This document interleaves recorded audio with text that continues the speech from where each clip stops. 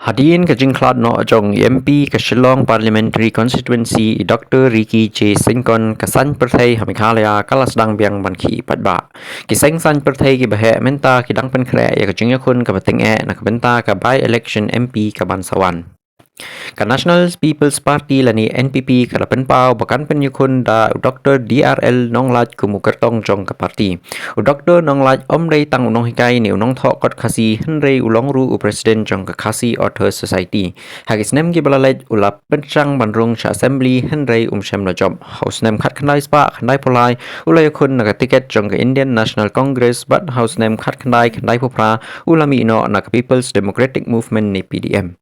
Wala umpat shem la Pyrshah ka jingya job patba ka politics henrei bun ki patba ki tepu kumubri ubodon ka jing shempang ka jingya thu khana ka literature but ka culture Khasi. Ka Congress pat kalapan kre ban penya kun biang ya MP barim upa Vincent H. Pala. Upala udai uway na kinong yalam patba ki bladon jingya day jingya trailang bat ka Shillong constituency lapun snem. Ki jingyo ajing start jungu ka politics patba bat jingya trailang bat ka sorkar preng kala banlong ka bor jong ka Congress hakani ka jingya kun. Ka Voice of the People's Party pat lani ka VPP kalapan pau ya Dr. Batskem Merbo kumukertong jong ka. Hadirin ka jingkyo state jong ka VPP ha ka jala bun ki patba menta ki community ya ka Ialeh ka pacur hapdeng ki seng patba ha Shillong seat.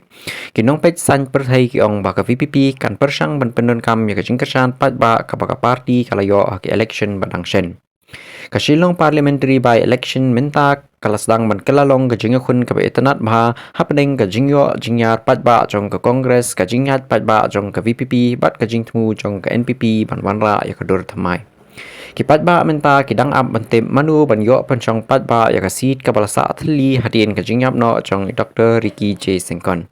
Ka election kam dai tang ka jingyo kun jong ki kertong ka deiru ka jingyo kun jong ki jingmut ki jing angnut patba bat ka lawai San Perthai jong ka Shillong constituency.